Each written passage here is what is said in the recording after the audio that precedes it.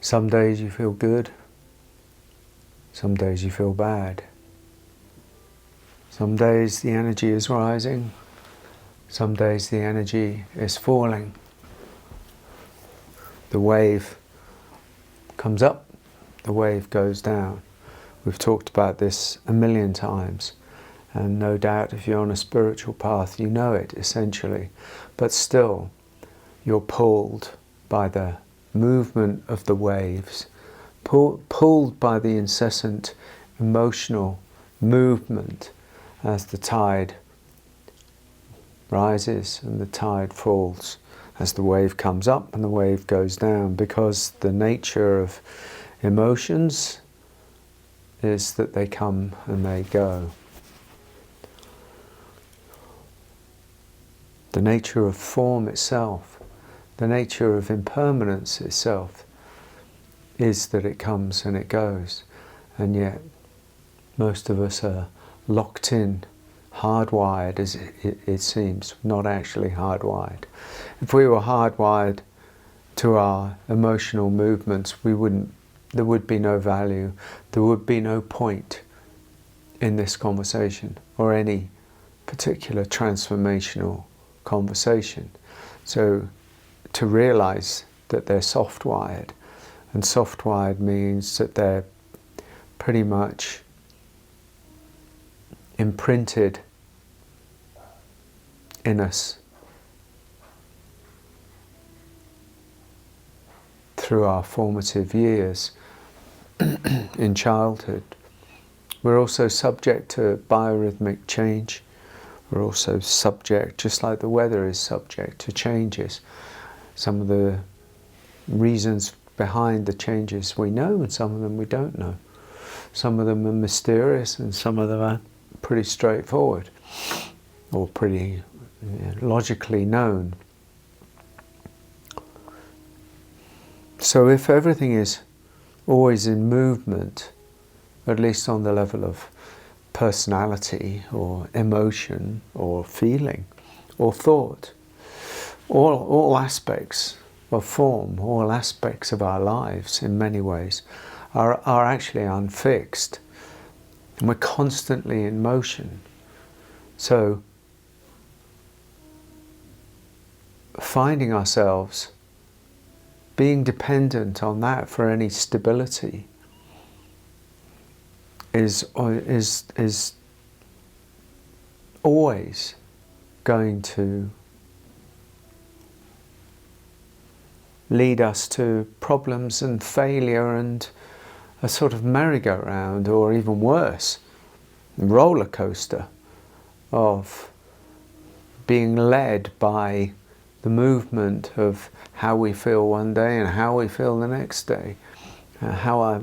What I think this, what I'm reacting to in this moment, in this day, and then what about the next day? So we're subject to moods. Moods are, almost, hold up. Moods are almost things that we take for granted, because everybody has them. They're a sort of almost unmentioned, untalked about aspect of the ego self, the mood, the moodiness, the good mood, the bad mood. Today I'm in a good mood, feel great, fantastic, could conquer the world, life is flowing, I feel on top of the world, Ma. 2 days later something has happened. I'm in such a bad mood. Somebody really, tripped me up, or somebody insulted me, or somebody did this, or somebody that, and now I'm fed up and I'm sick of it. I'm sick of my life, I'm sick of the world, I'm sick of other people, I'm sick of it all. I'm in a really bad mood. Endless, going on and on and on, the endlessness of the movement of moods. Moods are attached to emotions, which are attached to the past, the movement of the wave through what we consider to be the past, of some things unresolved back there, that have never really been expressed, and a fundamental belief in the self as being, a real thing, a thing. I'm this, and I've got these habits, and I've got these ways, and I've got these beliefs, and I've got these attitudes, and I've got these moods, and I've got these feelings, and I'm this type of person, and I'm that type of person. And all of this kind of converges to create a fixed identity of us that,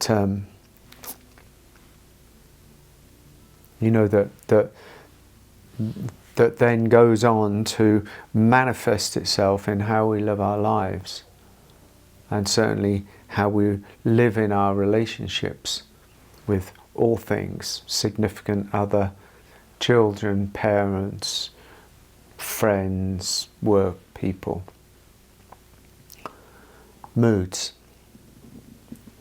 We're moody. And the thing about, what is called awakening, what I might call transformation in a way, is that it's not really subject to moodiness, because the past has come to an end in many ways, at least the irritation of the past or the unresolvedness of the past has come to an end.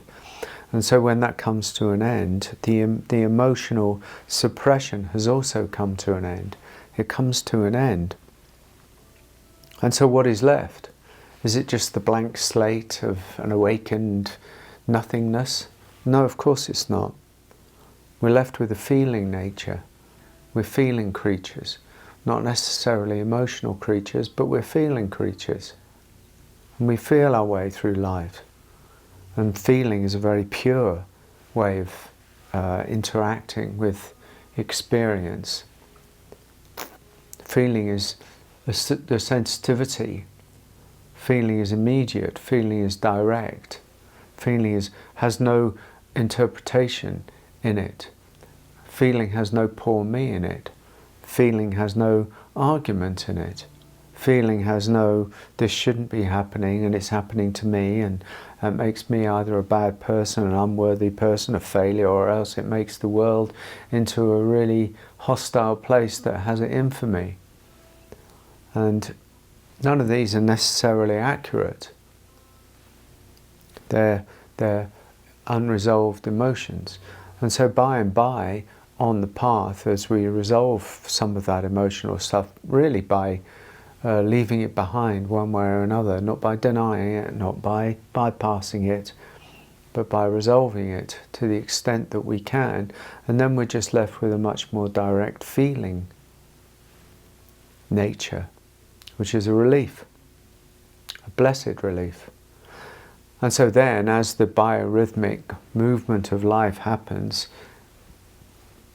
the weather still comes, the weather still goes, well then you're not pulled by it, because there's a resting in something deeper than the incessant movement of the waves.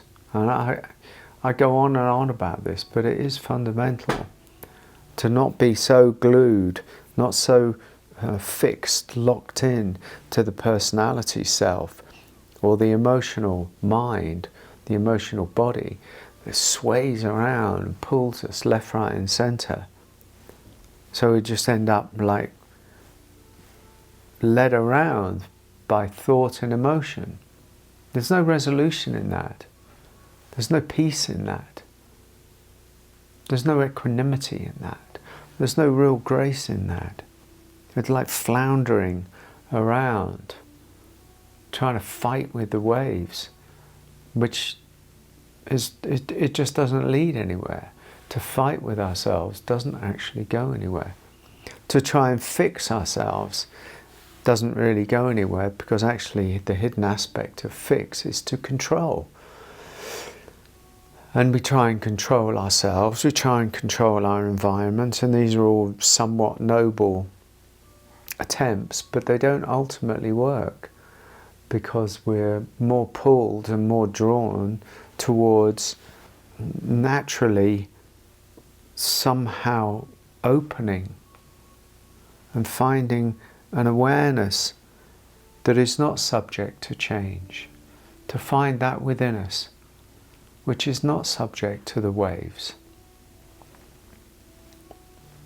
And as I did a video a couple of days ago, opening wider than the thought, wider than the emotion, so it is here again.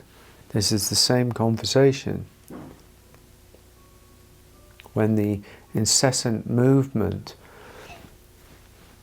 of us, up and down and this and that, today is this and yesterday it was that, what's the constant during that? Because even though maybe you got lost in the feeling good or the feeling bad, there is still a you, an awareness there during the whole thing that sees. Find that, look for that, or you fall into that. Make that the inquiry. Make that the inquiry. What is deeper than this? What is more constant than the waves? What is more constant than the weather?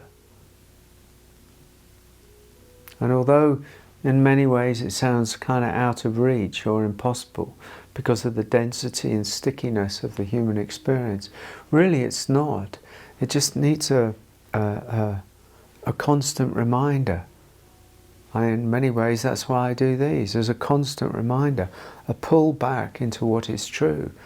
If you do that, a constant reminder and a pull back into what is true, and an absolute willingness and courage to keep meeting everything again and again, not justifying it, not creating a problem out of it, not telling stories about it, not justifying why you feel bad or good, but just keep returning again and again and again. By and by, over 1 month, 2 months, 3 months, 12 months, a year, 2 years, 3 years, you notice. Don't look for the change, but you notice, actually, something has changed for me. It may be subtle, it may be profound. You don't look for the answers because you're not measuring the results. You're not measuring it. There's nothing to measure it against. There's nothing to measure yourself against. What? Who? We're all unique individuals. I can't measure myself against anybody, against a mode of my wife. Or is my awakening as big as hers? As have I had as much? Am I as clean? Am I as sky-like in my nature as Adyashanti or Rupert Spira? Or this is absurd. Because we can only look within ourselves. This is just a thing, a life between you and existence, between you and yourself, between you and God. So look to what is constant and return to what is constant when the waves rise and the waves fall. Bless you.